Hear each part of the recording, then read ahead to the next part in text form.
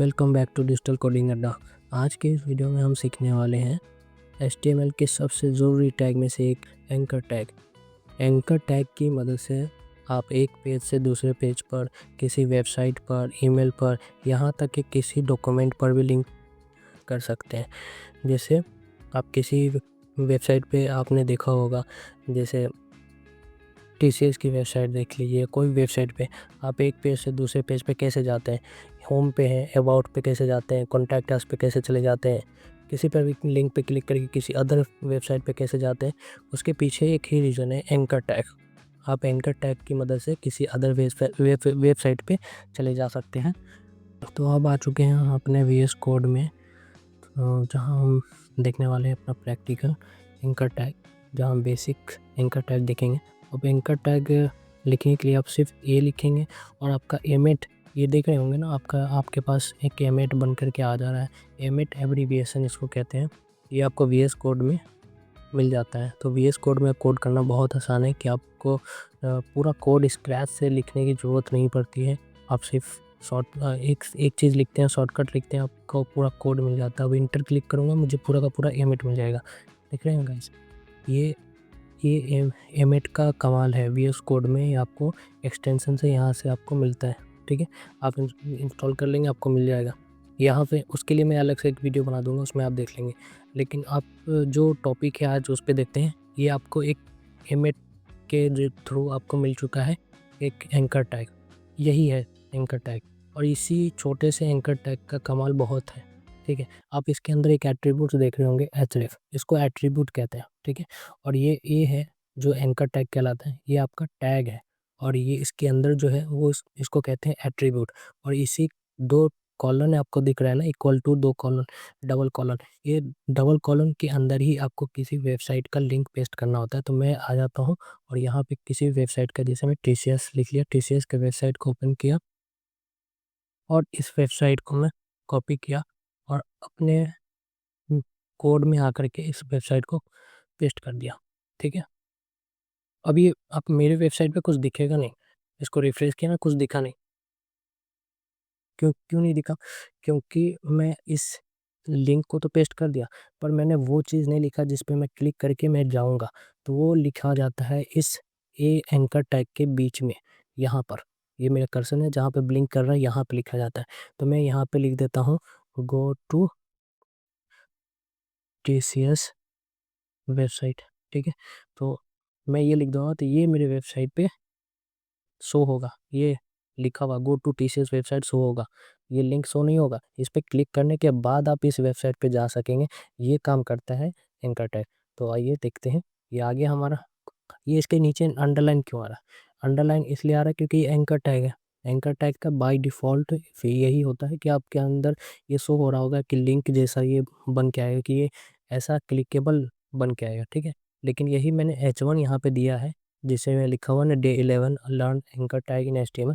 इसके अंदर underline by default नहीं आया है, लेकिन इसके अंदर आया है। इसमें डिफरेंस क्या है? क्योंकि ये एंकर टैग है, इस वजह से। अब इसमें क्लिक करूँगा, देखिए खुल गया।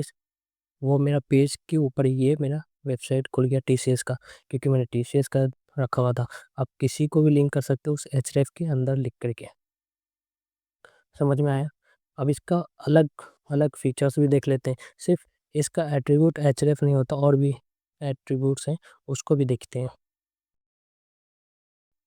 अब देखते हैं कि इसके दूसरे एट्रीब्यूट्स को, कि अगर आप चाहते हैं कि अदर टैब में ओपन हो ये वेबसाइट, जैसे मैं यहाँ पे क्लिक करता हूँ TCS पे, तो मेरे सेम टैब पे ही ओपन हो जा रहा है, और जिस पे मैं हूँ पहले से, वो वेबसाइट नहीं दिख रहा। फिर मुझे बैक आना पड़ेगा। तो मैं चाहता हूँ कि इस पे क्लिक करूँ और ये नेक्स्ट टैब, यहाँ पे एक नेक्स्ट टैब ऐसे ओपन हो और यहाँ वेबसाइट वो ओपन हो जाए। इस तरह से अगर आप करना चाहते हैं तो उसके लिए एक टारगेट करके एक एट्रीब्यूट आता है। तो अब वो लिख सकते हैं, अब सिंपल ये लिखें और इसमें यही वेबसाइट को मैं कॉपी कर लेता हूँ। ठीक है, और यही वेबसाइट में इसमें लिख देता हूँ। ठीक है, इनफैक्ट मैं सब कुछ सेम रखता हूँ और इसमें दिखाता हूँ कि मैं कैसे इसमें दूसरे टैब पे जा सकता हूँ। तो आप इसमें जो जो href जहाँ पे ख़त्म हो रही है, ये डबल कॉलम्स, उसके जस्ट बाद आप लिखना है टारगेट अंडर स्कोर ब्लैंक। ठीक है, ये टारगेट इक्वल टू और डबल कॉलन के अंदर लिखना है अंडर स्कोर ब्लैंक। इससे क्या होगा कि आपका नेक्स्ट पेज पे ओपन होगा। ठीक है, तो मैं यहाँ पे एक बी आर टैग लगा देता हूँ। मैंने इससे प्रीवियस लेक्चर में मैंने बताया था वीडियो में कि वी आर टैग का क्या काम होता है। मतलब प्लेलिस्ट को आप एक्सेस कर सकते हैं, उसमें आप सारे चीज़ें जो प्रीवियस मैंने बता रखी है वो उससे आपको समझ में आएगा आगे की चीज़ें। ठीक है, जो मैं आगे यूज़ करूँगा और आपने नहीं देख रखी है, नहीं समझ में आ रहा है, तो वो चीज़ आगे प्रॉब्लम करेगी। तो बी आर टैग क्या करता है, क्यों क्यों यूज़ करते हैं, वो सारी चीज़ें मैंने बता रखी है पहले के वीडियो में, तो आप प्रीवियस लेक्चर्स को देख सकते हैं। तो ये फर्स्ट वाला गो टू टीसीएस वेबसाइट है, ये सेकेंड वाला गो टू टीसीएस वेबसाइट है। एक में मैंने टारगेट ब्लैंक रखा हुआ है, एक में टारगेट ब्लैंक नहीं रखा हुआ है। तो फर्स्ट वाले को जब मैंने ओपन किया तो इसी सेम टैब पे ही ओपन हो रहा है। एंड देन जब सेकेंड वाले को ओपन करूँगा तो ये मेरा नेक्स्ट टैब पे ओपन होगा और मेरा ये वेबसाइट भी ओपन है और ये भी ओपन है। ठीक है, तो ये डिफरेंस होता है टारगेट अंडर स्कोर ब्लैंक का, काम ये होता है। ठीक है, और बी आर टैग भी बता ही देता हूँ मैं आपको, इतना क्या परेशान होना। बी आर टैग बेसिकली आप एक लाइन चेंज करने के लिए आप बी आर टैग यूज़ करते हो। मैं दिखाता हूँ बी आर टैग हटा दूँ तो क्या होगा। ठीक है, जो दो लिंक है आपका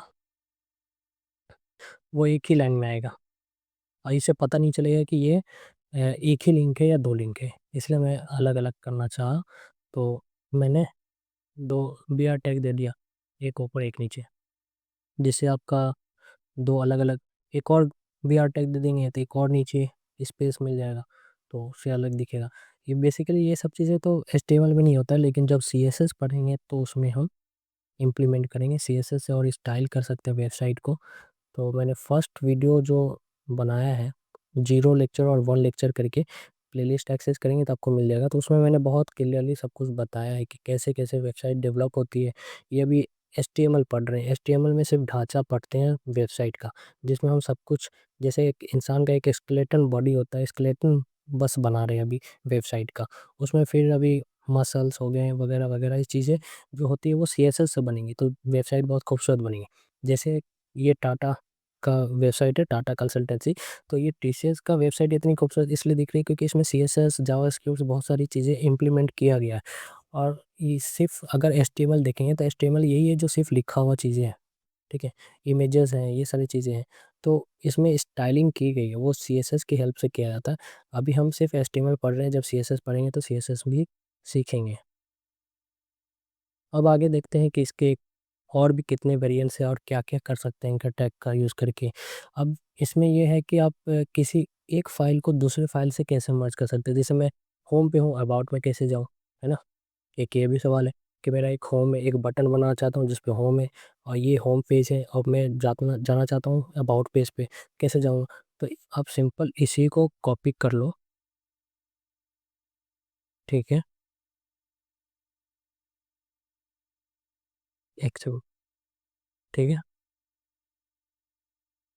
और मैं इस href के अंदर मैं अबाउट.html कहाँ से है? मैंने बना रखा है अबाउट.html, ओपन करके मैं दिखा देता हूँ। अबाउट.html में मैंने कुछ नहीं किया है, सिर्फ एक हेडिंग दिया है H1 जिसमें मैंने लिखा है अबाउट सेक्शन और डमी पैराग्राफ लिया है। ठीक है, ओके, कुछ नहीं किया मैंने। मैंने समझाने के लिए बहुत कुछ सिंपल रखा है कि कुछ ज़्यादा दिक्कत ना आए। टारगेट इक्वल टू ब्लैंक मैंने इसमें भी इम्प्लीमेंट कर रखा है कि ये भी किसी अदर, मतलब अदर टैब में ओपन हो, सेम टैब पे ओपन होगा तो हमें पता ही नहीं चलेगा कि कैसे, मतलब प्रेजेंट वेबसाइट पे आप काम कर रहे हैं और अदर पेज भी उसी टैब पे ओपन हो गया तो आपको काम करने में दिक्कत होगी ना। तो इसलिए ज़्यादातर जब भी आप ऐसा लिंक करें किसी भी पेज को तो उसमें टारगेट ब्लैंक करें, क्या कि इससे क्या होगा कि आपका एक पेज है दूसरे पेज पे ओपन होगा तो आप दोनों पेज को पैरेलली देख सकें। ठीक है, तो मैं इसको यहाँ पे लिख देता हूँ गो टू, सीधा लिख देता हूँ अबाउट पेज। ओके, तो मैं आता हूँ यहाँ पे, अब यहाँ पे मिलेगा अबाउट पेज हमें। एक और बी आर टैग दे देता हूँ जिससे मेरा पेज भी क्लीन दिखेगा, है ना? तो ये तो नहीं, यहाँ पे देना है मुझे बी आर टैग। ओके, तो ये दिख रहा है। अब अबाउट पेज पे मैं क्लिक करूँगा तो दिख रहा है अबाउट पेज। ये अबाउट सेक्शन जो मैंने HTML में मैंने जो लिख रखा है वही यहाँ पे भी दिख रहा है। ठीक है, तो ये है हमारा लिंकअप पेज, जिसे हम एंकर टैग से कैसे लिंक कर सकते हैं पेज को।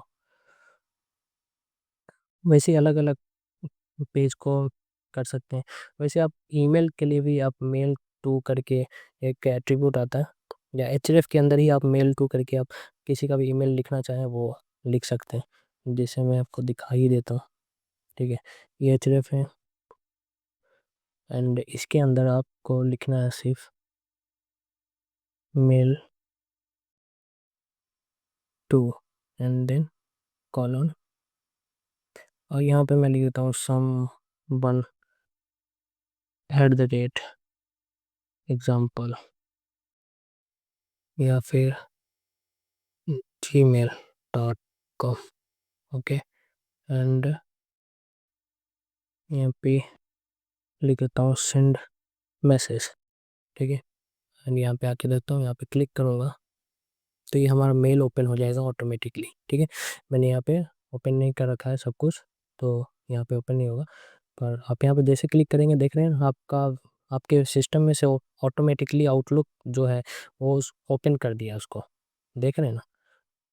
तो ये कमाल होता है एंकर टैग का। आप मेल कर सकते हैं डायरेक्टली यहाँ से, या कॉन्टैक्ट लिख सकते हैं यहाँ पे कॉन्टैक्ट अस, एंड देन कोई भी कॉन्टैक्ट करना चाहेगा आप ईमेल खुल के ओपन हो जाएगा, एंड मतलब ईमेल ओपन हो जाएगा, और आप उसको ईमेल कर सकते हैं, या किसी को भी हेल्पलाइन नंबर आप इसमें डाल सकते हैं, या फिर ईमेल डाल सकते हैं जिससे आपको कोई कांटेक्ट कर सकता है किसी वेबसाइट पे, जैसे आप फ्लिपकार्ट अमेजोन ये सब पे देख सकते हैं। आप कंप्लेन करने के लिए आप ईमेल करना चाहते हैं, आप क्लिक करते हैं सीधा मेल चला जाती है, तो आपको इतना ज़्यादा परेशानी नहीं होती। ये सब काम क्या होता है, ये इसी चीज़ से होती है। तो आपको ये वीडियो कैसा लगा, ये ज़रूर बताइएगा, आपको क्या समझ में नहीं आया। अगर कोई डाउट है तो वो भी कमेंट करिएगा। ठीक है, आई होप कि आपको सब कुछ समझ में आया हो।